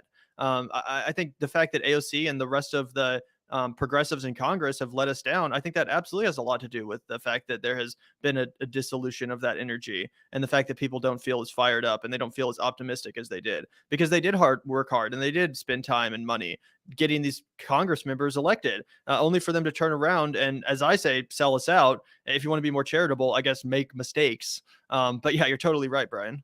Yeah, and look, she used to run and be completely clear as day. Like, it's not like she doesn't have the ability to come out here and say, like, oh, why haven't I been working with these grassroots organizations? It's because they would actually hold me accountable, and instead I want to go to the Met Gala and I want to go and hang out with Nancy Pelosi, and I want to not get negative calls when I say things. So I just come out here and I try and flatter you, and I reference a bunch of things that happened on the Pod Save America, which she continues to do throughout her entire conversation with Ryan Grimm, and it's all just fucking deflections away from anything that's legitimate issues, right? And we talk about how this affects both sides of the political aisle, right? Essentially, what she's doing here is she's taking an actual concrete issue, which is, why are you abandoning all of the grassroots organizations that got you into the halls of power? And instead, she's able to just turn it into this like nonsense, no answer, where she says nothing to the people. And what does that make people do? It just makes them tune out. Right. And also, thank you so much, DOC Studios. Really appreciate the $10 from New Zealand, it looks like. Thanks so much for tuning in. I think it's important to remember that the GOP establishment was against Trump in 2015, and he won the nomination, and they all got in line to kiss the ring. Of course, that's 100% true. And if he's able to best DeSantis and win the nomination again, then all the people that ever talk shit, Candace Owens, Ben Shapiro, all these people that are kind of appearing to turn on Trump, of course they're all going to get in line and bow to Trump. They're not going to take a principled stance against him, not at all. They saw what the people in the Republican Party that do that, like Liz Cheney, for example. Hate to give Liz Cheney credit, but she did technically stand in principle against Donald Trump. We all saw what happened to her. She got absolutely trounced in Wyoming, lost by like 35 votes, and was not reelected. So yeah, if you have any interest in staying in power or being relevant within the Republican primary, you got to kiss the ring of Donald Trump. I just think they see blood in the water right now, and he looks more vulnerable now than he has been in a while, thanks to the midterms. But if it proves that he's not so vulnerable, they're of course going to kiss the ring. 100%. Look, Donald Trump ran the ship like a fucking fascist or like a mob leader, right? And so basically all of the people hated him, or at least a lot of them hated him, but they decided to get in line with him anyway because he was winning. But they'll all turn their backs on him, as Gavin said, the second they smell blood in the water. And I think that's what's happening here. But if he's able to pull it out, they'll all pretend that never happened, and they'll all turn into like Ted Cruz's and Chris Christie's and go from being like, oh, I'm a Trump hater to like, I'm a Trump lap. Right. So thank you so much, DOC Studios. Really appreciate that. And the last thing I wanted to comment on here is another thing that AOC said in this interview. She says, these periods of growth can look messy, but actually public debate and struggle is what allows there to be the transparency and also trust necessary in decisions. To be able to hash out these disagreements, but then understand that despite disagreements, a person may have made a decision. And I just find it baffling that she would go with this line in order to defend herself, because she's conducted herself in the exact opposite way. She refuses to engage in public debate. she refuses to allow there to be a public struggle or any transparency whatsoever outside of a few selective interviews with Pod Save America or the Intercept or other outlets, which may ask her a few tough questions, but aren't going to really, truly, like, nail her. Sorry, that was a weird phrase, but you know what I'm saying?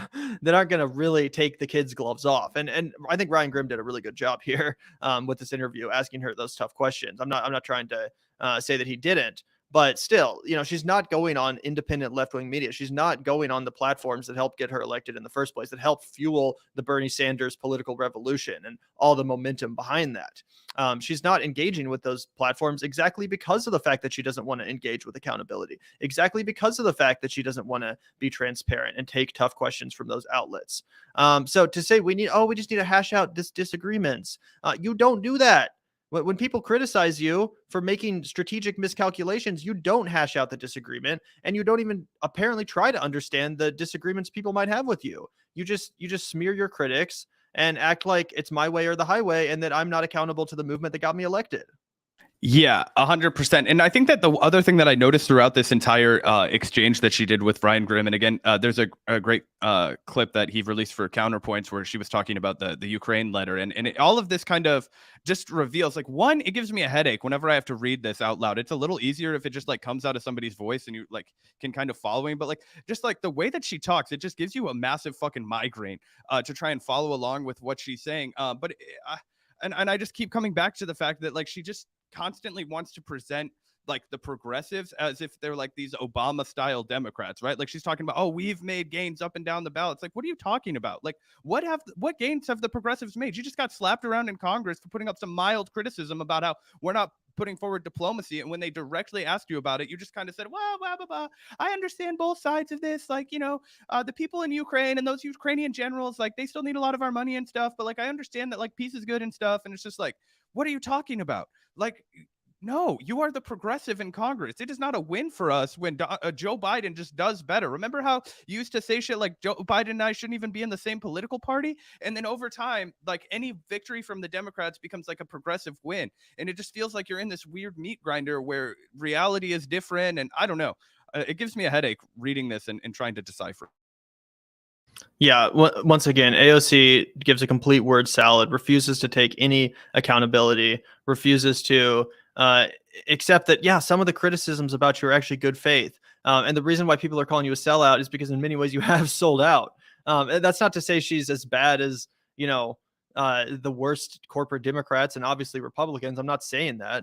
We're nuanced people here. But you have completely failed to present the sort of left flank resistance to the corporate leadership of the Democratic Party that you promised. That was the promise of the Justice Democrats, that they were seriously going to resist the corporate leadership of the Democratic Party. They were going to fight back tooth and nail for the progressive policies espoused by Bernie Sanders and supported by his movement. That was the whole point.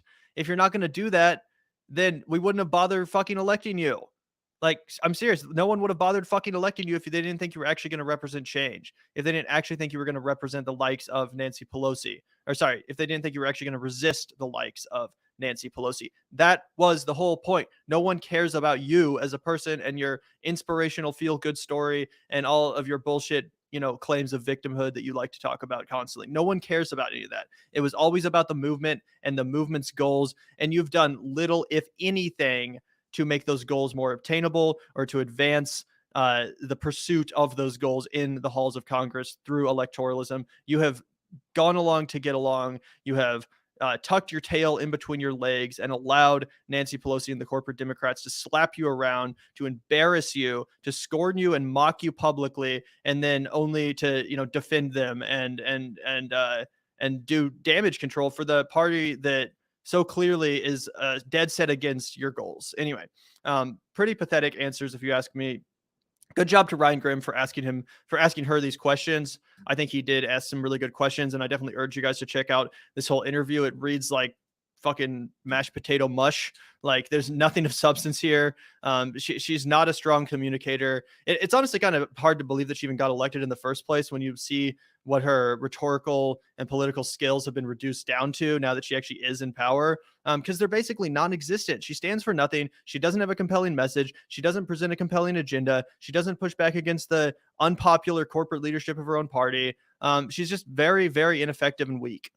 I mean, I think that she has those communication skills. That's what's mind-boggling about it. If you watch Knock Down the House, if you watch her do interviews in the past, she was able to articulate herself forcefully. She was able to say, this is what we need to have. This is the reality of the situation. This is what it's like to be working class in my district. This is what it's like to face the upcoming battles of climate change. And instead now, you get to just see this like weird reversal, and yet she claims like it's a victory for everything. Remember, we were sitting in the movie theater the other day and there's like the sequel to Knock Down the House, and it's about the Sunrise Movement, and it's about like, yay, Joe Biden's president and we won and everything's great. And it's like, literally, we lost. We got kicked in the nuts like 10 million times, and you used to recognize that, but now you've just decided you're on the same team as Joe. And so how do you respond to any of these questions? Well, you just mashed potato mouth, as Gavin said. It honestly, it's painful to read. It really, it's even worse to listen to sometimes. I cannot make my mind, but anyway, yeah. Yeah, pretty embarrassing stuff. Thank you so much, Brian, for the $4.99. AOC didn't make one mistake. She's cast multiple votes that betray leftist values and had lavish praise on the Democratic leadership. Exactly. If she had made one or two mistakes and then been like, oh, my bad, let's talk about our differences strategically, and I can explain where I was coming from, and I can listen to what you guys were thinking, and I can respond to the movement energy and allow myself to be held accountable, no one would call her a sellout. At least not honest actors, at least not people that are actually interested in the progressive goals being accomplished. People like Zach and I, we'd give her credit and we'd want to engage with her. Not just us, but the progressive media at large. As it is, even people that were ardently defending her not that long ago, even they are now kind of waking up and being like, yeah, this is not a great look. You're not really doing anything. You're not empowering the leftist independent media. So what the fuck is the point? Besides expediting the rise of your own careerist ambitions, what is the point of you being in Congress if you're not going to empower the movement, if you're not going to progress our goals? I just don't really get it. But either way, thank you so much, Brian. Really appreciate the super chat as always. Yeah, shout out to you, man. And I mean, it's a pathetic performance. We've been documenting it all the way down. I feel like, honestly, our channel is a really good historical line of like, okay, we're going to defend AOC from the bullshit, and then the bullshit starts to come around, and now, okay, well, now you're just not doing literally anything. You're not worthy of us defending you. You're going to rhetorically say shit, but that's not why we elected you. Like, I don't know how much meaningfully different it would be if Joe Crowley was in the House instead of her.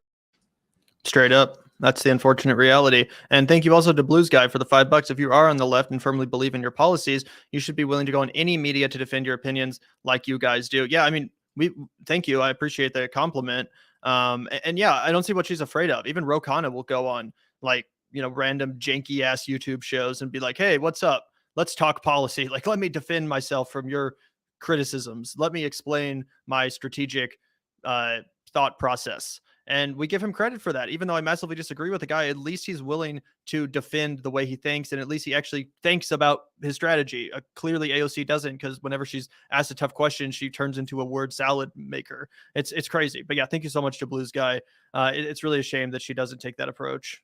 Yeah, I get it. Sometimes it's scary, but really what she's scared of isn't the actual responses that she's going to get. It's going to be the fucking finger wagging from the Democratic Party leadership if she crosses them. And that's apparently where she's decided her loyalty is, as opposed to the people who got her to the dance. But shout out to you, the Blues Guy. Yeah, thank you so much. Thank you also, Brian, for the $1.99 once again. AOC wasn't elected to expand NATO. Yeah. And there's another interesting part of the interview with Ryan Grimm where he asked her about the CPC letter debacle, and she gave a decent answer. She basically said, like, she agrees with the substance of that letter, that we need to seek diplomacy and that, like, yada, yada, yada. But it's like, why, if you're a leader, then why couldn't you have said that? You should have put out your own fucking letter. Why haven't you been making your stance on this issue clear as day? This is extremely important, and you should be one of the most vocal advocates for peace in Congress right now. So I guess it's a good thing that she apparently agrees with that letter, even though it was retracted by the CPC. But why not make that your loud and proud position? part of being a leader is sometimes taking an unpopular position. And even though you know you're going to get backlash and people are going to say all kinds of stuff about you, if that's how you feel, then come out here and fucking say it. And people would actually really respect that. Even people that disagree with you on that specific issue would at least have to respect the fact that you're taking a position at all, instead of just being a mealy-mouthed motherfucker that just goes along to gets along and avoids controversy like it's the plague.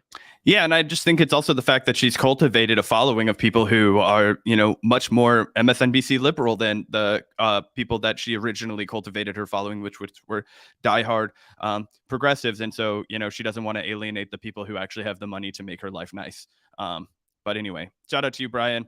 I got to get the hell out of here. But shout out to you, Carolina boy. Big W for shrooms in Colorado. Yeah, psychedelics are, like all drugs, should be legal and used for whatever medical or recreational purpose that people believe in. But I do think that it's a big W for shrooms in Colorado, because you're going to be able to actually go get therapy with psychedelic mushrooms, which can help people with PTSD, with all kinds of things that alleviate it, or add a lot. Same with weed, right? Like, weed does a lot more than just legal weed. Obviously it's a freedom issue, but it's also a mental health issue as well. So yeah, shout out to Yeah, thanks so much, Carolina boy. Really appreciate that.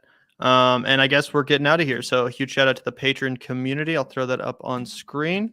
Really appreciate your guys' support on Patreon. Hope you guys enjoyed the show today. Hopefully we will have a chance to talk a bit more about Twitter and Elon Musk tomorrow. We were planning on getting that today, but we are out of time. So yeah, huge shout out to the Patreon community. You guys know we like to start and end all of our live shows with a big old shout out to the patrons. So thank you guys so much for the support.